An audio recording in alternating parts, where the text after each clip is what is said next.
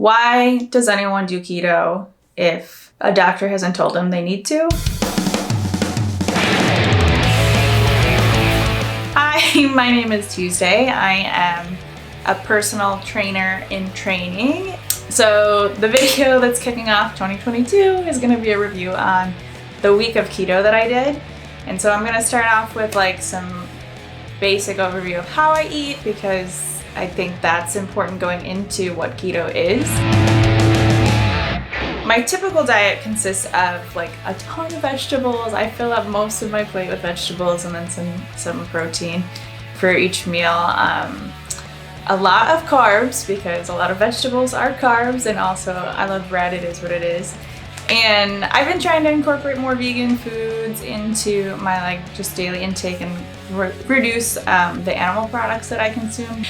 So for the week of keto, I opted to keep my carbs under 50 grams instead of aiming for the 20 grams of net carbs. It just kind of seems like the 20 grams of net carbs equaled my 50 grams of carbs anyway, and that puts me around 10% of my daily intake being carbs. And I know for keto, you're supposed to aim for 5 to 10%, so I was at the high end of that. So for the week, I actually averaged 12% of my intake being carbs. It's like a little higher, but I think it still works because I got the keto flu. And so now we'll just go into like the meat and potatoes. Well, not potatoes. Now we'll go into the meat and avocados of it. Gosh, it's corny, I know, but it's my life. So. Side note, I'm not a dietitian. I'm not even a nutritionist, which anyone can say that they are, so that's irrelevant, I guess. And I'm clearly not a doctor either. So if this is something that you're interested in trying, I think you should reach out to someone who is an actual professional, registered, licensed, and or a doctor. The first con is that it's just really restrictive. Like, I try to have a balanced diet, not consume too many meat and dairy products, and basically how I normally eat was completely dashed. Can't have a banana because then I'm way over carbs. Had to do minimal veggies every day, so if normally my plate is like at least have vegetables, now I have like 2 tiny eggs and like a piece of meat and an idea of an avocado, because it turns out avocados actually have more carbs, and I feel like I was misled on the avocado front. Felt like I couldn't eat enough calories, and so I was just like really hungry for the whole week. I think like it's just really too easy to just shoot right over the goal, because you're like, oh, I need a snack and I'm out, I'll have an apple, and then the apple's like, boom, you're out of ketosis.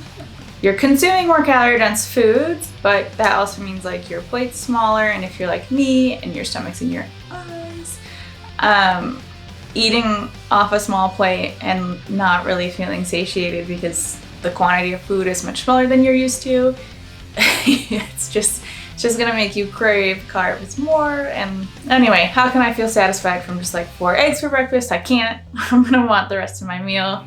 So I drank at least 100 ounces of water a day, and despite drinking this much water every morning, I just, again, I felt like a raisin or like a craisin. I just felt like dehydrated, and maybe this is something that like over time, past the 1 week, maybe into 2 months or something, you're used to, and your body's like, yeah, we're cool with absorbing water without many carbs. But I do think the keto flu might be related to the drop in sugar intake. I've done no research to confirm or not confirm whether that is the case, but it would make sense to me. Great times waking up, with just like a headache and feeling so groggy and being cranky because you're hungry and tired and have this headache, and it was a great couple of days. There's like so much food misinformation, even when it comes to things marketed as keto or Atkins, or like recipes online. They're like, this is a keto thing. It's like, yeah, but if I have one of those things, I'm at carb capacity, and what am I eating the rest of the day?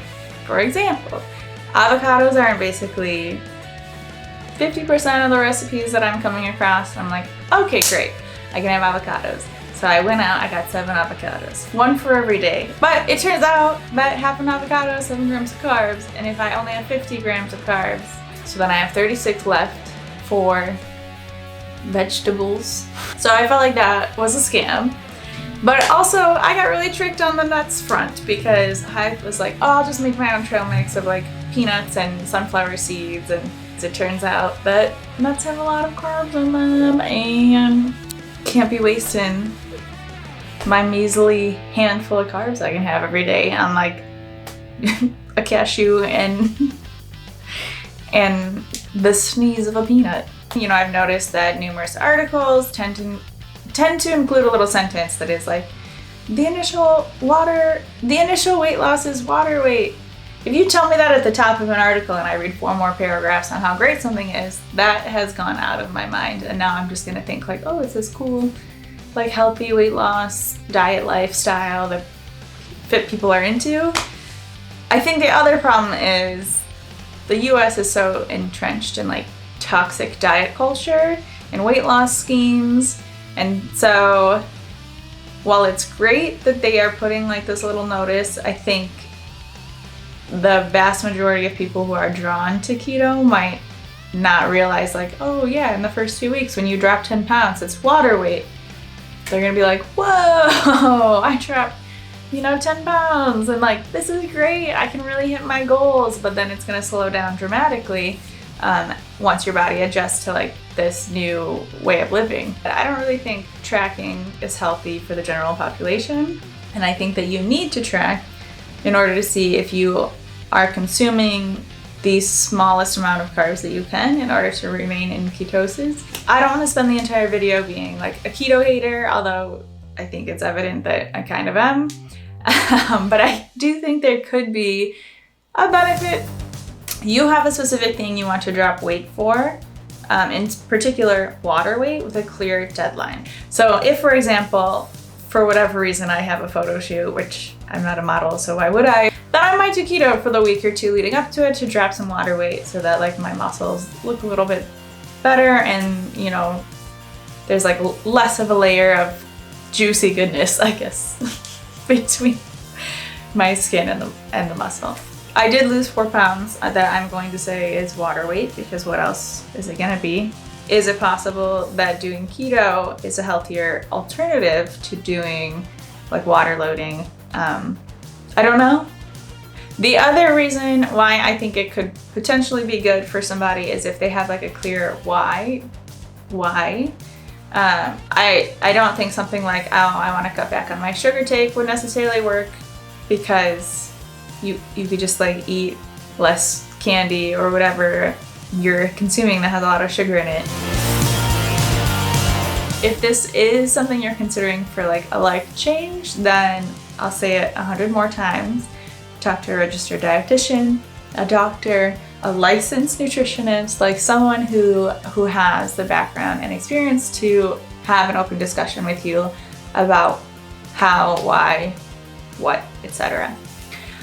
The other thing I do want to add is there was one recipe that kept me from losing my mind, and it's like this keto bread recipe from Castle in the Mountains.